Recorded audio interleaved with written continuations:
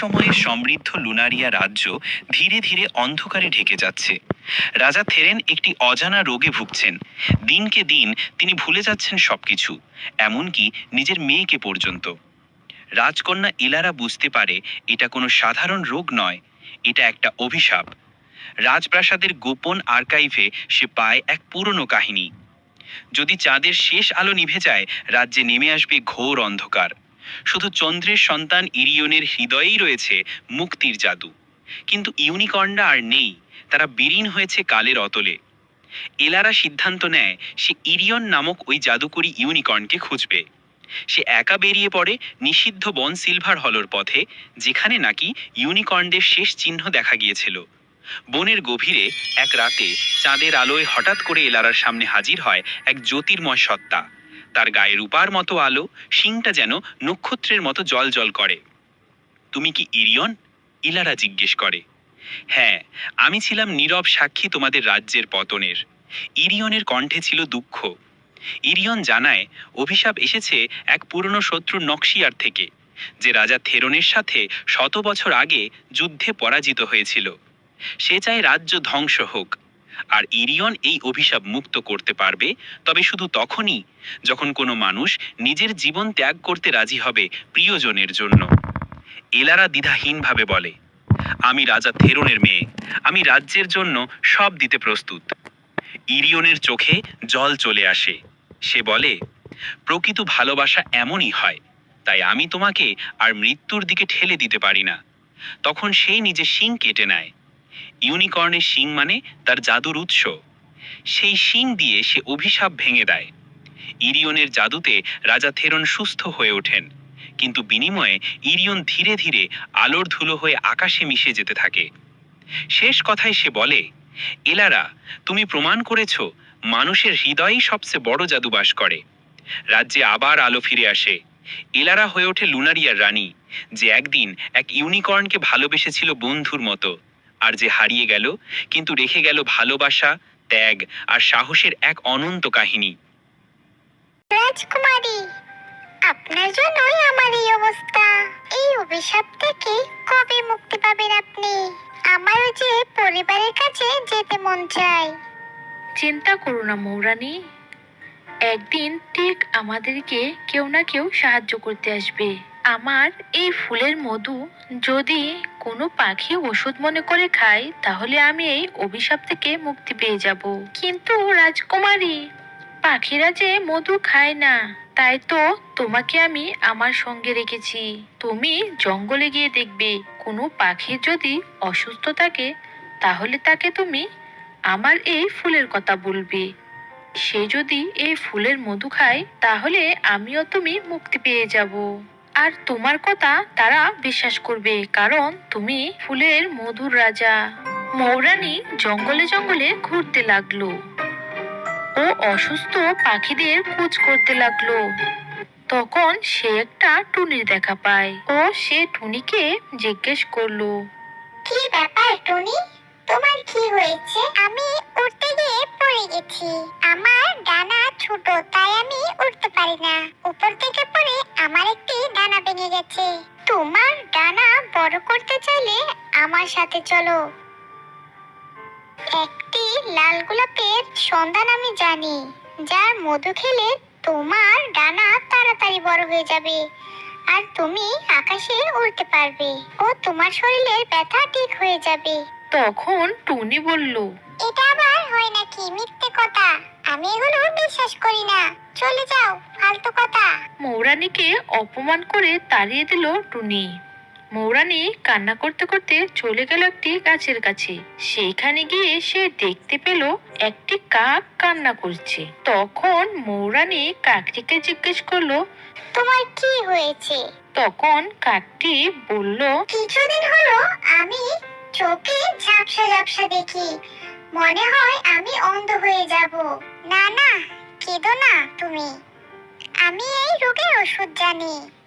তুমি চলো আমার সাথে। ঠিক আছে, চলো, এর আগে না হয় আমি অন্ধ হয়ে যাই। তারপর কাক ও মৌরানী চলে গেল সেই বাগানে। কাকটি সেই গোলাপ থেকে মধু পান করে। তারপর এক নিমেষে সেখান থেকে একটি সুন্দরী পরী বেরিয়ে আসে। সেই পরীকে একটি সাধু অভিশাপ দিয়ে ফুল বানিয়ে দিয়েছিল। এখন সে মুক্ত। তারপর পরী তার জাদু দিয়ে কাকের চোখও ভালো করে দেয়। তে সবাই খুশি হয়ে যায় ও সবাই তাদের পরিবারের কাছে ফিরে যায়। বন্ধুরা, আমাদের এই গল্পটি ভালো লেগে থাকলে আমাদের চ্যানেলটিকে অবশ্যই একটি লাইক করে সাবস্ক্রাইব করে পাশে থাকবেন। ভাই দেখ, একটা সুন্দর লাল টুনি, জলদি তীর দে, ওটা আমি আস্ত আগুনে পুড়ে খাবো। ভাবতেই জিভে জল চলে আসছে। হা হুশ, হা হুশ, চলে যা, টাটা লালটুনি, তা না হলে শিকার হয়ে যাবি। তুই আসত্য একটা পাগল, তা না হলে কেউ এমন করে। শিকারটা হাতের কাছে পেয়েও ধরতে পারলাম না। বাড়িতে গিয়ে বাবাকে সব বলে দিব।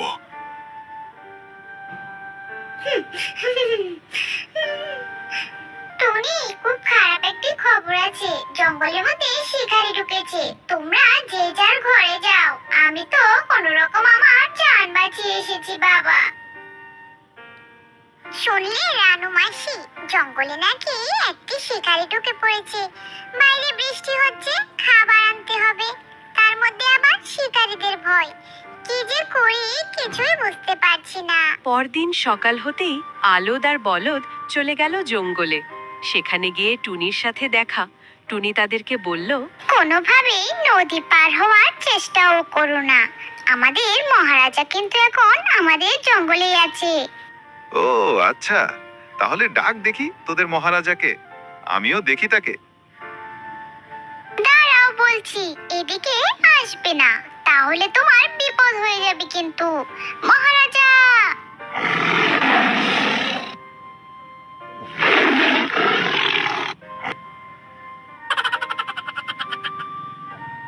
টুনি এত বড় চালাক, আমিও দেখি।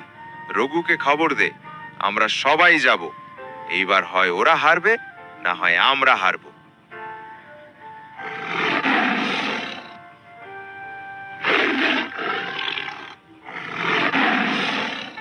তোর এত বড় সাহস, আমার জঙ্গলের এলাকায় এসে পাখি শিকার করছিস, আবার কেউ বাধা দিলেও মানছিস না, হাতে আবার হাতিয়ার।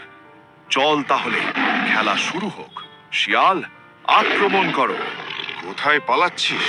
সব কটাকে ধর, আগুনে পুড়ে নয় কাঁচা খেয়ে নিব সব কটাকে। বাঘের গর্জন শুনে আলদো, বলদো আর রঘু দৌড়াতে লাগে। কিন্তু সিংহ আলদোকে ধরে ফেলে আর আলদো মরার মতো বাটিতে পড়ে থাকে। এটা দেখে জঙ্গলের সব পশু পাখিরা খুশিতে নাচতে কি লাগে। মজা, কি মজা! এই না হলে আমাদের মহারাজ। দেখলে দেখলে শিকারীগুলোকে কিভাবে সাহায্য করলো। হায় হায়, টুনা তো জঙ্গলে খাবার খুঁজতে গেছে। টুনা মনে হয় ভয়ানক ঝড়ের কবলে পড়েছে। তোর বাবা তো এখনো এলো না টুনি। জলদি ঘরে ভেতর চল, চারিদিকে অবস্থা খুবই খারাপ। মনে হচ্ছে এবার বড়সড় একটি বন্যা হতে চলেছে। তাড়াতাড়ি ঘরে চল। না মা, আমি বাবাকে ছেড়ে ঘরে যাব না। পাগলামি করিস না আমার মা, জলদি ঘরে আয়। তোর বাবা ঠিক ফিরে আসবে দেখি। চল মা। মা টুনি, তুই একটু ঘরের ভিতর থাক, আমি দেখে আসছি তোর বাবা কোথায় আছে। কোথাও বেরোবে না কিন্তু, বাইরে অনেক বজ্রপাত হচ্ছে। আমি গেলাম মা। করবো এখন, কোথায় খুঁজবো আমি? তুমি কোথায় আছো আর কেমনই বা আছো? এত বৃষ্টিতে আমি যে আর উঠতে পারছি না, আমার পাখা যে ভারী হয়ে যাচ্ছে। রানু মাসি, আমাকে সাহায্য করো, আমি যে টুনির বাবাকে খুঁজে পাচ্ছি না। সেই সকালে বেরিয়েছে খাবারের জন্য, এত বৃষ্টি শুরু হয়েছে, তাও সে বাসায় ফিরলো না। আমার খুব ভয় করছে রানু মাসি। আরে টুনি, তুমি কোনো চিন্তা করো না। মনে হয় বৃষ্টির কারণে কোথাও বসে আছে, ঠিক চলে আসবে। দেখো, তুমি বাসায় যাও, তোমার ছানা কান্না করবে।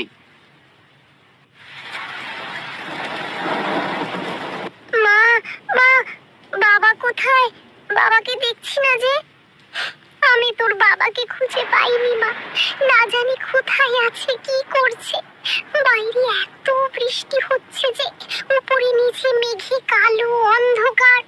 কি জানি, মনে হচ্ছে বড় একটা বিপদ হবে। তুই আমার কাছে আয় মা, তোকে ঘুম পাড়িয়ে আমি আবার যাব। তোর বাবাকে খুঁজতে। আয় মা আয়।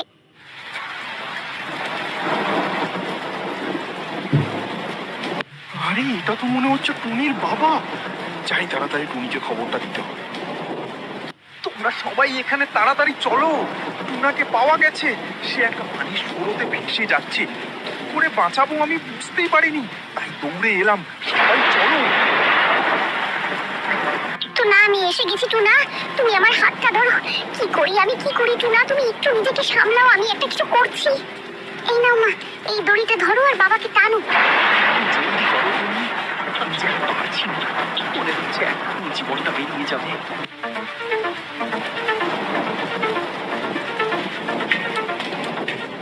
যাক, আল্লাহর রহমতে শেষমেশ টুনাকে খুঁজে পেয়েছি আমরা। শুনেছি জঙ্গলে খুব ভয়ানক অবস্থা, অনেক পাখির বাসা ভেঙে গেছে। কাল সকালে দেখতে হবে।